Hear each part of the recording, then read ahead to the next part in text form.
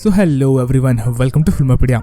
इस वीडियो में मैं बात करने वाला हूँ Falcon and the Winter Soldier के एपिसोड 6 के बारे में। So Falcon and the Winter Soldier का एपिसोड 6 पूरा डेडिकेटेड था सैम के ब्लैक कैप्टन अमेरिका बनने पे। Falcon and the Winter Soldier के इस एपिसोड में लगभग हर एक स्टोरी लाइन खत्म हो गई जो कि एपिसोड 1 में स्टार्ट हुई थी। इस एपिसोड में सैम कैप्टन अमेरिका बन गया, जॉन वॉकर की स्टोरी लाइन भी खत्म हो गई, इजाया ब्रैडली की स्टोरी लाइन भी खत्म हो गई और हमें फाइनली पता चल गया कि पावर ब्रोकर कौन है। ऑब्वियसली सारी थ्योरीज गलत निकली और सैरन कार्टर ही आखिरकार पावर ब्रोकर निकली, जो कि काइंड ऑफ डिसअपॉइंटिंग था। आपको ये डिसीजन कैसा लगा ये मुझे आप कमेंट्स में बताओ। इस वीडियो में मैं एपिसोड 6 को एक्सप्लेन करने वाला हूँ, इसलिए अगर आपको एपिसोड 6 के बारे में सब कुछ जानना है तो आप इस वीडियो को कंप्लीट देखते रहो। इसके अलावा अगर आप मेरे चैनल पे नए हो तो मेरे चैनल को सब्सक्राइब करके बेल आइकन दबाना ना भूलें, ताकि जब भी मैं ऐसे इंटरेस्टिंग वीडियोस डालूं तो आपको नोटिफिकेशन मिल सके। That being said, let's get started. So Falcon and the Winter Soldier का एपिसोड 6 चालू ही होता है एक्शन सीन्स के साथ, जहां पर हम देखते हैं कि सैम, बकी और एजेंट कार्टर जीआरसी की बिल्डिंग को गार्ड कर रहे थे, क्योंकि उन्हें पता था कि फ्लैक्स मैसेज के लोग जीआरसी की बिल्डिंग पे हमला करने वाले हैं।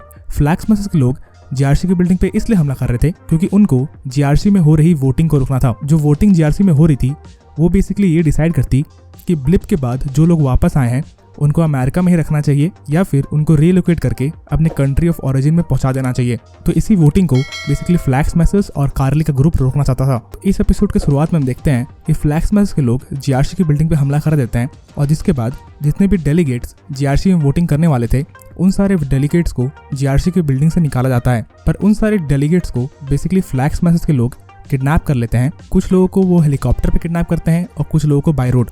जिन लोगों को बाय रोड किडनैप किया जाता है उनके पीछे जॉन वॉकर और बकी जाते हैं। इसके अलावा जिन लोगों को हेलीकॉप्टर में किडनैप किया जाता है उनके पीछे फैल्कन जाता है। फैल्कन का नया सूट भी इस एपिसोड में हमें देखने को मिलता है, जो कि काफी सिक था। ये व्हाइट, ब्लू और रेड कलर का सूट था with vibranium wings plus vibranium का शील्ड। एक सीन में तो लिटरली फैल्कन ने अपने वाइब्रेनियम विंग्स का यूज करके एक हेलीकॉप्टर को अपने विंग्स के थ्रू डॉज कर दिया था, जो कि काफी सिक था। तो सैम का नया सूट काफी अच्छा है।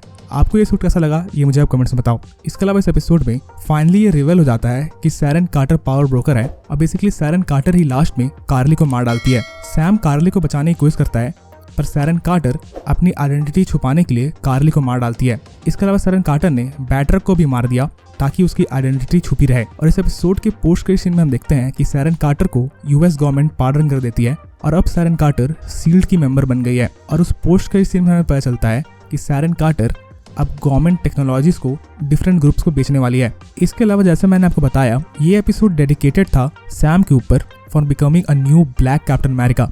तो इस एपिसोड में हम देखते हैं कि जब सैम जीआरसी के सारे डेलीगेट्स को बचा लेता है और जब कार्ली मर जाती है तो सैम जीआरसी के डेलीगेट्स को ये समझाने की कोशिश करता है कि जो वो वोटिंग कर रहे हैं वो गलत है और जो फ्लैक्स मैसेज के लोग जीआरसी को करने से रोक रहे थे वायलेंस का यूज करके, सैम अपने वर्ड्स का यूज करके गवर्नमेंट को उस चीज को करने में कन्विंस कर देता है और बेसिकली गवर्नमेंट अब जो भी लोग ब्लिप से वापस आए हैं उनको रीलोकेट नहीं करेंगे। इसके अलावा एपिसोड 6 जॉन वॉकर की स्टोरी लाइन को भी फाइनली क्लोज कर देता है। इस एपिसोड में जॉन वॉकर चालू तो करता है कार्ली और फ्लैक्स मैसेज से लड़ने के साथ, पर इवेंचुअली जॉन वॉकर का थोड़ा सा रिडेम्पशन भी होता है इस सीरीज में, जहां पर हम देखते हैं कि जॉन वॉकर जीआरसी के डेलीगेट्स को बचाने की कोशिश करता है। इसके अलावा इस एपिसोड में हम जॉन वॉकर को सैम और बकी के साथ काम करते हुए देखते हैं और जॉन वॉकर हेल्प करता है सैम और बकी का फ्लैक्स मैसेज के लोगों को जेल में डालने के लिए। उसके अलावा एपिसोड के लास्ट में हम देखते हैं कि जॉन वॉकर अब फाइनली यूएस एजेंट बन गया है, पर वो कम्प्लीटली इवल नहीं है, पर वो एक इवल औरत के लिए जरूर काम कर रहा है, यानी कि वैल के लिए, यानी कि मैडम हाइड्रा के लिए। अब ये देखना काफी इंटरेस्टिंग होगा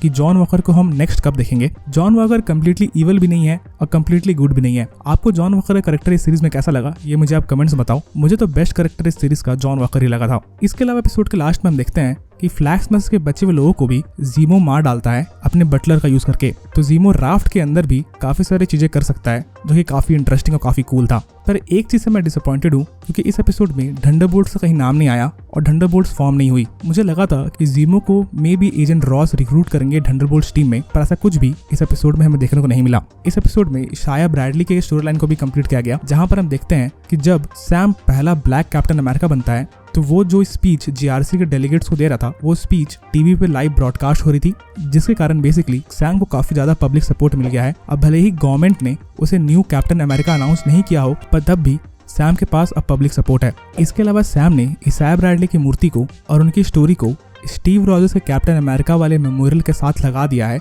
तो अब इशाया ब्रैडली की स्टोरी भी हर एक यूएस सिटीजन को पता होगी। पर यह देखना काफी इंटरेस्टिंग होगा कि क्या इसके लिए यूएस गवर्नमेंट को सजा मिलेगी। क्या इशाया ब्रैडली के ऊपर जो एक्सपेरिमेंट्स हुए थे उसका भी तो कोई दोषी होगा। सिर्फ मूर्ति बना देने से और एक मेमोरियल में स्टोरी लगा देने से इसाया ब्रैडली को जस्टिस नहीं मिला। मैं होप करता हूँ इसके बारे में और किसी और सीरीज में हमें पता चले। किस सीरीज में पता चलेगा ये तो कहना भी मुश्किल है। तो basically falcon and the Winter soldier आखिरकार खत्म हो गया। इस सीरीज का मेन मोटिव ये था कि हमें एक ब्लैक कैप्टन अमेरिका मिले और सैम फाइनली कैप्टन अमेरिका बन जाए। इसके अलावा इस सीरीज में हमें यूएस एजेंट मिला, सैरन कार्टर एज पावर ब्रोकर मिली। इसके अलावा बकी ने अपने लाइफ को अमेंड कर लिया और वो अब मूव ऑन करने के लिए तैयार है। एपिसोड के लास्ट में हम देखते हैं कि बकी ने अपने बुक में जितने लोगों का नाम लिखा था उन सारे लोगों का नाम उसने कट ऑफ कर लिया और अब बकी को काउंसलिंग की भी जरूरत नहीं है। तो ये देखना भी काफी इंटरेस्टिंग होगा कि बकी अब क्या करता है। मे बी बकी अब सैम की मदद करे क्राइम को फाइट करने के लिए, क्योंकि वाई नॉट। तो इस वीडियो के लिए इतना ही। आप मुझे कमेंट्स में बताओ कि आपको ये एपिसोड कैसा लगा। मुझे एपिसोड 6 बेस्ट एपिसोड तो नहीं लगता इस सीरीज का। Best episode of course episode 4 या एपिसोड 5 में से कोई एक है।